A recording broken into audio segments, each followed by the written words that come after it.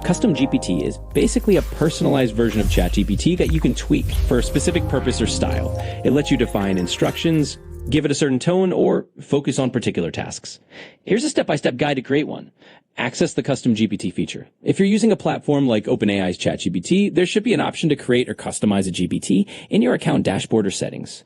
Define your purpose. Decide what you want your Custom GPT to do. For example, it could be a fitness coach, a language tutor, or a study tips assistant.